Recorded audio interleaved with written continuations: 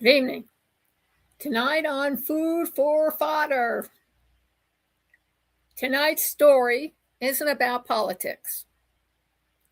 It's about groceries, yours and mine, supermarkets, because tariffs don't care who you voted for. They show up in your cart anyway.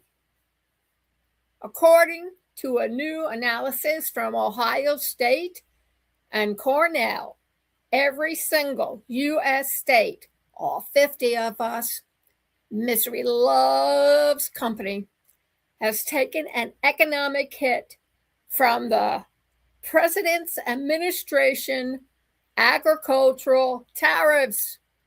Not just farm states, folks. Not just border states, folks. Everyone. The whole enchilada. The tariffs were sweeping at 10% across the board duty, plus targeted penalties up to 50% on certain goods. The expectation was that the pain would land mostly on Midwestern farmers. Instead, it landed on everyone. Who knew? The study found import-heavy states got hit first. They had to absorb the new levels immediately. Export-heavy states got hit next because trading partners retaliated.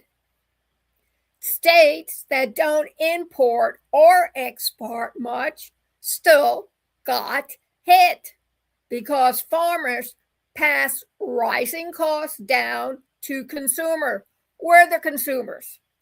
In other words, if you eat food, you're in the blast radius. How does that make you feel? U.S. businesses and consumers are now covering almost 90% of tariff costs. Agricultural exports, they both look the same, to China dropped from $12 billion to $5.5 billion in 1 year. Soybean farmers were hit hardest, tens of thousands caught in the middle of a trade war. And it didn't stop at soybeans.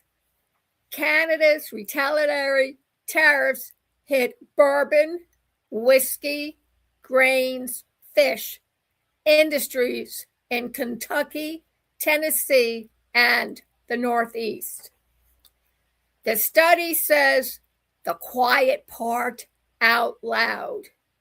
When processors face higher input costs, they pass it along. Translation: if fertilizer costs more, your tomatoes cost more. If feed costs more, your chicken costs more. If machinery costs more, everything costs more. And with fertilizer prices expected to rise again due to the war in Iran, and let's not forget he's planning on invading Cuba, the study warns food inflation isn't done with us yet. This isn't a red state problem or a blue state problem. It is a 50-state grocery bill problem. Tariffs were designed to punish foreign producers. Instead, they punish American consumers slowly, quietly, and everywhere at once. So tonight's food for fodder is simple. When the price of policy goes up, the price of your dinner, breakfast, lunch, and snacks, not to mention baby food, toddler food, and teenagers who eat a lot of food, everywhere it goes up with it.